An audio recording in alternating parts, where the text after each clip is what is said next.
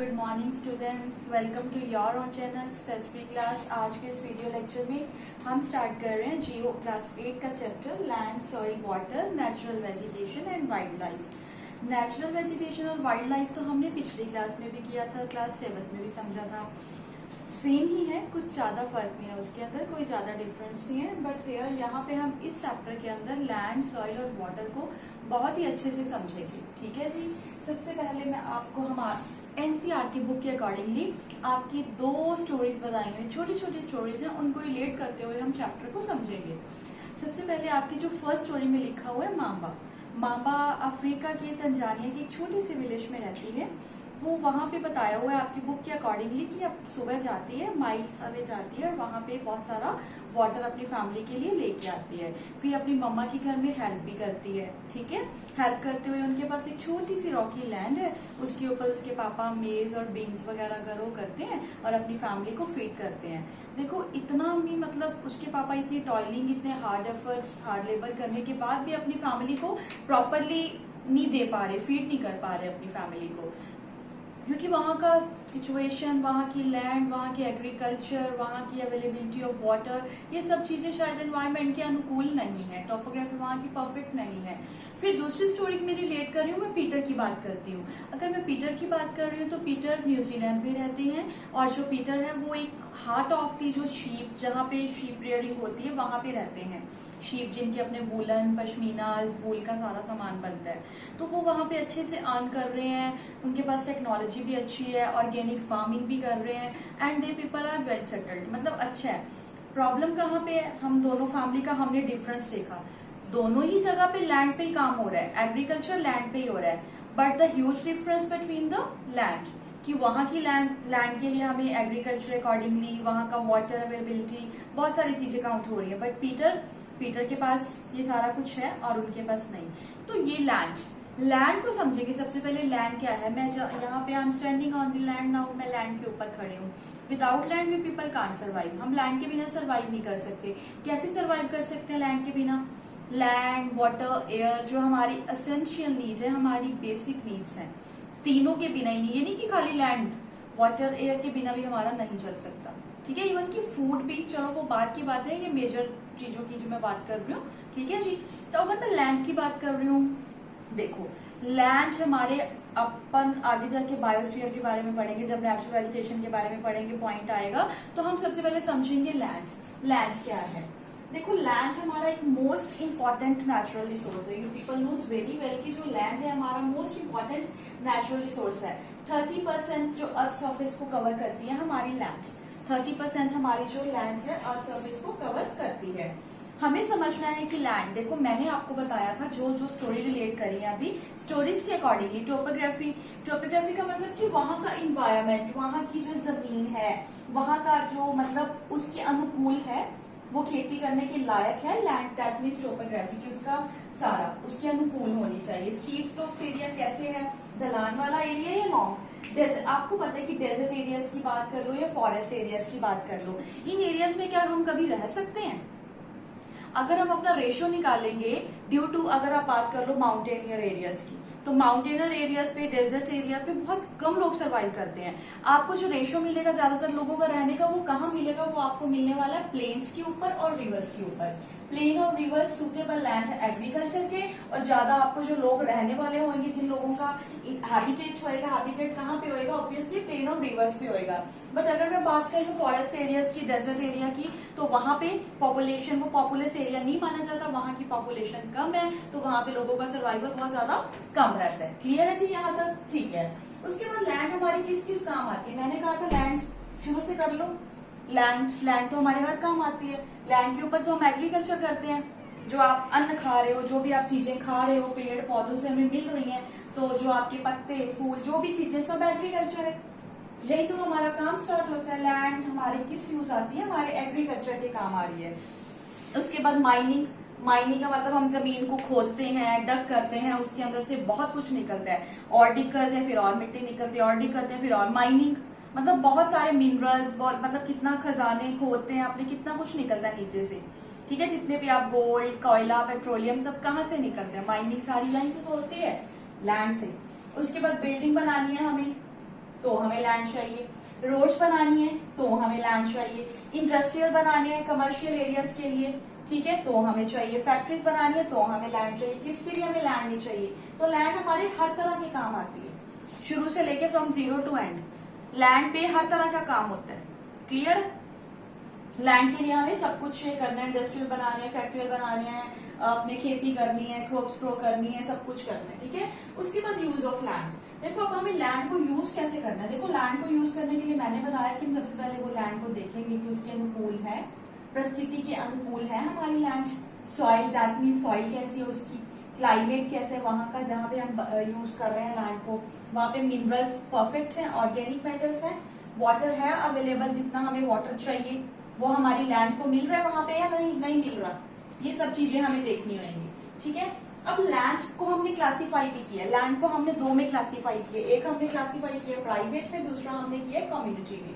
Private land क्या होती है? देखो एक तो हम प्राइवेट लैंड कहते हैं कि हमारे पास बहुत लैंड है, हमारे पास नेम फेम के लिए, जिसके ऊपर हमारी ऑनरशिप है, इसको हम बिजनेस पर्पज के लिए यूज नहीं कर रहे, ठीक है। प्राइवेट लैंड है, बस एक बंदे को इंडिविजुअल जैसे कहते हैं, इंडिविजुअल के पास एक लैंड है तो उसको हम प्राइवेट लैंड कहते हैं। अगर मैं कमर्शियल लैंड की बात करूं, कम्युनिटी लैंड जिसको हम कहते हैं, इस लैंड के अंदर आप ये कह लो कि फोडर है या नट्स हैं या फ्रूट्स ग्रो कर रहे हैं, ठीक है जी।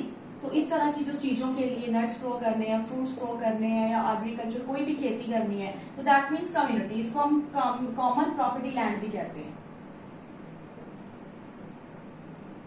ठीक है जी, जो कमर्शियल के लिए यूज होती है। अब हम बात करेंगे कि आजकल लोगों की डिमांड्स बहुत ज्यादा बढ़ गई है, ठीक है। लग्जरी लाइफ चाहिए सबको अर्बन एरियाज में बड़ी फैक्ट्रीज बनानी है, बड़े इंडस्ट्रियल एरियाज बनाने हैं, इंडस्ट्रीज लगानी है, वहां से पैसा कमाना है, वहीं से अर्निंग करनी है। तो people start encroaching common land to build. आजकल लोगों ने क्या स्टार्ट कर दिया, किस टर्म को यूज करना स्टार्ट कर दिया उन्होंने? Common land to build commercial areas. Commercial areas बनाने हैं उन लोगों को। कमर्शियल एरियाज बनाने के लिए उनको क्या करना पड़ेगा? लैंड को यूज करना पड़ेगा, जंगलों को काटना पड़ेगा, ठीक है। जंगलों को काटने के लिए जब वो जंगलों को काटेंगे, पेड़ पौधों को काटेंगे, ठीक है, तो क्या होएगा? आपकी लैंड डिग्रेड होएगी, नुकसान होएगा। तो ऑब्वियसली है, तो वहां पे हम क्या देख रहे हैं? हमारी लैंड डिग्रेड हो जाएगी, सॉइल इरोजन हो जाएगा, डिसर्टिफिकेशन मतलब सोखा पड़ जाएगा, एरिया ड्राई हो जाएगा। अब हमें प्रॉब्लम हुई, अब यहाँ पे तो प्रॉब्लम हो गई बहुत बड़ी। अब अगर प्रॉब्लम स्टार्ट हुई है तो उसका सोल्यूशन भी निकालना पड़ेगा, उसकी कंजर्वेशन के लिए भी हमें पॉइंट्स देखने पड़ेंगे। तो उसकी कंजर्वेशन के लिए हमें क्या देखना पड़ेगा? पॉपुलेशन हमारी बढ़ रही है, डिमांड्स लोगों की बढ़ चुकी है, सबको एक थ्रेट हो रहा है, फियर ऑफ लॉस हो रहा है, डर लग रहा है किस बात का? कि हमारा लैंड डिग्रेड हो रहा है। लैंड डिग्रेड को बचाने के लिए हमें क्या कुछ करना पड़ेगा? हमें अफोस्टेशन, बहुत सारे पेड़ पौधे लगाने पड़ेंगे। डिफोस्टेशन नहीं, अफोस्टेशन, बहुत सारे पेड़ पौधे लगाने पड़ेंगे। लैंड रिक्लेमेशन, लैंड रिक्लेमेशन का मतलब हमें भूमि का, अपनी लैंड का इंप्रूवमेंट चाहिए होगा, ठीक है, जिसको हम हिंदी में भूमि सुधार भी कह देते हैं।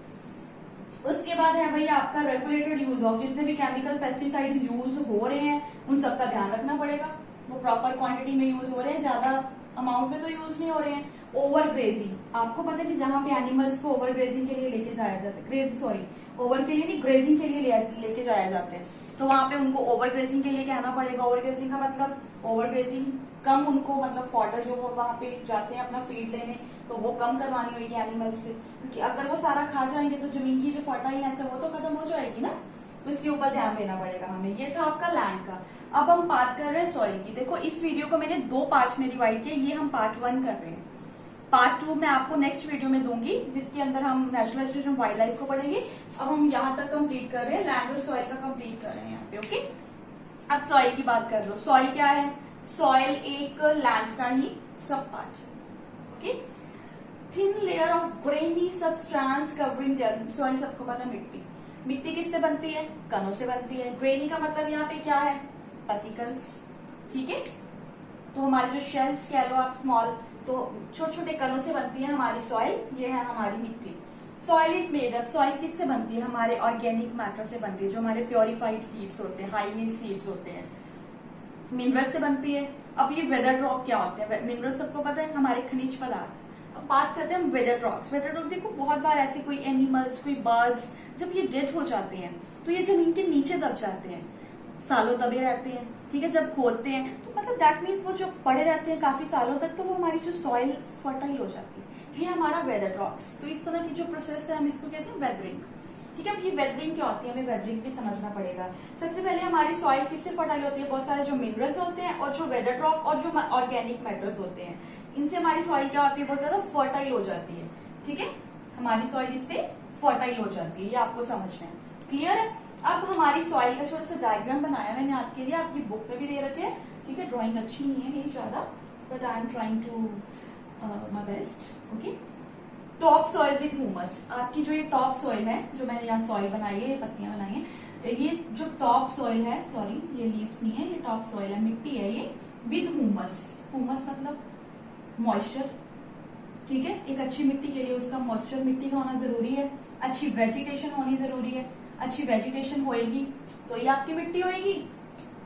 उसके बाद आती है सब सॉइल, जिसके अंदर आपकी सैंड मिली हुई है, सिल्ट मिली हुई है। अब ये सिल्ट क्या होती है, जैसे अब देखो बहुत सारा पानी इकट्ठा हो जाता है। ठीक है, सॉरी, जब बहुत सारा पानी कहीं कलेक्ट है तो वो पानी को जब हम सारा पानी निकल गया वहां से, अब नीचे कीचड़ सा बच जाता है, जिसको हम गाद भी बोल देते हैं कई बार, लाइक कीचड़ भी कह सकते हो, तो वो होती है सिल्ट। तो हमारी सब सॉइल वैसे होती है, ये बिल्कुल ऐसे, ये पिक्चर देख लो, सिल्ट आपकी ऐसी होती है। इसके बाद वेदर रॉक्स मैंने आपको बता ही दिया। पेरेंट रॉक आपकी क्या होती है, पेरेंट रॉक मैंने बताया आपको अभी। पेरेंट रॉक आपकी लाइक मिट्टी का कलर, सॉरी मिट्टी का टेक्सचर, मिट्टी की क्वालिटी, ये सब आपका पेरेंट रॉक में है। Get it everyone? उसके बाद अब हम बात कर रहे हैं, मैंने अभी आपको समझाया यहाँ पे डायग्राम के थ्रू, हमारी मिट्टी का निर्माण कैसे होता है, हमारी मिट्टी बनती कैसे, फॉर्मेशन कैसे होती है। एक तो वही पेरेंट रॉक, मिट्टी का कलर, जैसे आपको पता है कि आपके अंदर क्या क्या क्वालिटीज हैं, आप कैसे दिखते हो, आप कपड़े कैसे पहनते हो, आपकी नेचर कैसी है, आपको क्या कुछ चाहिए, तो वैसे पेरेंट रॉक, मिट्टी का कलर, मिट्टी का टेक्सचर, उसको मिनरल्स, उसका कंटेंट, उसकी कंसिस्टेंसी कैसी है, उसकी परमेबिलिटी कैसी है, तो ये सब चीजें आपको पता होनी चाहिए। क्लियर? ये है आपकी पेरेंट रॉक। जैसे आपको कुछ क्वालिटीज कहाँ से मिलती है, ठीक है, कैसी कैसी क्वालिटीज आपके अंदर है, ये कह सकते हो। उसके बाद आ गया क्लाइमेट। क्लाइमेट में टेम्परेचर चाहिए मिट्टी को बनाने के लिए, टेम्परेचर, अच्छी रेनफॉल, उसका rate of weathering, humus, moisture उसका। क्लियर?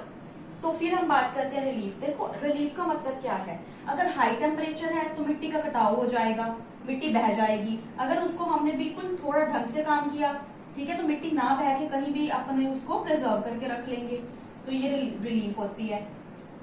फिर उसके प्लांट्स, एनिमल्स, माइक्रो ऑर्गेनिजम्स मिट्टी के, फिर मिट्टी की थिकनेस देखनी है हमें, मिट्टी कम थिक है या ज्यादा थिक है, उसकी सॉइल को टाइम टू टाइम चेक करते रहना। अब मैंने कहा था जब सारा कुछ करने के बाद फिर बात आएगी आपकी डिग्रेड की। जब आपकी सॉइल डिग्रेड हो रही है तो उसको बचाना कैसे है। सबसे पहला पॉइंट है आपका मल्चिंग। अब ये मल्चिंग क्या है, मल्चिंग वर्ड पहली बार सुन रहे होंगे आप सब बच्चे। तो मल्चिंग का मतलब अपनी कॉपी बुक जहां भी है पेन को उठा के अपना नोट डाउन कर लो। मल्चिंग का मतलब है आप प्रोटेक्टिव लेयर। दैट मीन्स ये ट्री है एक, थोड़ा सा इरेज कर दूं, रफ कर दूं यहाँ पे। लेट्स सपोज ये आपका एक ट्री है, ठीक है, ये आपका ट्री है। इस ट्री के नीचे हमने थोड़ा सा ऑर्गेनिक प्रोडक्ट डाल दिया लाइक अ स्ट्रॉ, ताकि इस ट्री को अच्छे से क्या मिलता रहे, प्रोटेक्टिव लेयर मिलती रहे, ठीक है। और काफी लॉन्ग टाइम तक हमने जो ऑर्गेनिक मैटर डाला है, इससे हमारा जो ये सारा सॉफ्ट रहेगा, तो ऑब्वियसली आपकी जो सॉइल है वो अच्छे से रहेगी, ठीक है। नेक्स्ट है आपका काउंटर बैरियर्स। काउंटर बैरियर्स क्या होते हैं, काउंटर बैरियर्स होते हैं, वो भी बना के दिखा देती हूँ। काउंटर बैरियर्स ये देखो, लेट्स सपोज ये आपका एक स्लोप, ये आपकी एक जगह है स्ट्रेट, ठीक है। फिर छोटी छोटी ट्रेंचेस बनी हुई है लाइक ऑब्स्टेकल, फिर छोटी छोटी ट्रेंचेस बनी हुई है, ठीक है। दैट मीन्स ये मिट्टी यहाँ से जब ये गिरने लगेगी तो नीचे इसको ट्रेंचेस अपने अंदर स्टोर कर लेगी। ये एरिया है, यहाँ पे फिर ये नीचे गिरती ग्रिड बना रखी है हमने। यहाँ पे फिर काउंटर बैरियर, मतलब बैरियर जैसे अपन कहते हैं ना कि आजकल जैसे कोरोना में पुलिस वाले निकलने नहीं दे रहे, जगह जगह बैरियर लगे हुए हैं, वैसे ये बैरियर है। अब समझ आ गया, ठीक है। रॉक डैम्स के अंदर हम लोग क्या करते हैं, स्टोर कर लेते हैं सब कुछ, ऊपर बना होता है रॉक डैम मतलब रूफ की तरह है, अंदर सारा स्टोर, जैसे पानी स्टोर करते हैं डैम में, वैसे मिट्टी स्टोर कर सकते हैं। टेरेस फार्मिंग, ये आपकी टेरेस फार्मिंग है, पिक्चर मैंने इसलिए बनाई है। देखो टेरेस फार्मिंग और काउंटर ड्रॉइंग सेम होती है, ठीक है। स्लोप एरिया थोड़ा सा जैसे स्टेयर केस होते हैं, वैसे आपकी ये फार्मिंग होती है। इंटरक्रॉपिंग का मतलब है कि आपकी एक इंटरक्रॉपिंग का मतलब समझाती हूँ अच्छे से, इंटरक्रॉपिंग का मतलब ये है कि आप ये देखो, ये है, यहाँ पे हम पटाटोस ग्रो कर रहे हैं, ठीक है जी, यहाँ पे हम कैरेट्स ग्रो कर रहे हैं, यहाँ पे हमने फिर बीटरूट ग्रो कर रहे हैं। मतलब एक ही रो में बहुत सारी अलग अलग तरह की variety of number of crops grow करो। उससे तो इंटरक्रॉपिंग से क्या होता है, सॉइल इरोजन आप होने से बचा सकते हो। क्लियर है? फिर उसके बाद शेल्टर बेल्ट। शेल्टर बेल्ट में क्या है, शेल्टर बेल्ट भी बहुत ज्यादा इजी है। शेल्टर बेल्ट के अंदर बेल्ट दैट मीन एक चेन है। किसकी चेन है? ये हमने भाई बहुत सारे ट्रीज बना दिए, ठीक है जी, हमने बहुत सारे ट्रीज बना दिए। यहाँ जितने भी हमने ट्रीज बनाए हैं, यहाँ पे इनके अंदर बिल्कुल भी ना डेंस ट्री है, बहुत ज्यादा डेंस नहीं है, बल्कि एक दूसरे की क्लोज है, सॉरी, बहुत ज्यादा साथ साथ हैं, क्लोज कनेक्टेड लिंक ट्रीज हैं। और यहाँ से मिट्टी उड़ रही है, मिट्टी उड़ रही है, पर ये मिट्टी जो उड़ रही है ना, तो सारे ट्रीज ने आगे से रोक रखा है, यहाँ से मिट्टी को ये उड़ने नहीं देंगे, ठीक है, मिट्टी को निकलने नहीं देंगे। तो ये आपकी शेल्टर बेल्ट्स, जो कि डिग्रेड होने से हमें बहुत ज्यादा कंट्रोल करने में हमारी हेल्प करती है। तो ये था आपका आज का लेक्चर, जिसके अंदर हमने क्या समझा है, हमने लैंड को समझा है, हमने सॉइल को समझा है। नेक्स्ट वीडियो लेक्चर में हम समझेंगे वाटर को और नेचुरल वेजिटेशन और वाइल्ड लाइफ को, ठीक है। तो थैंक यू सो मच।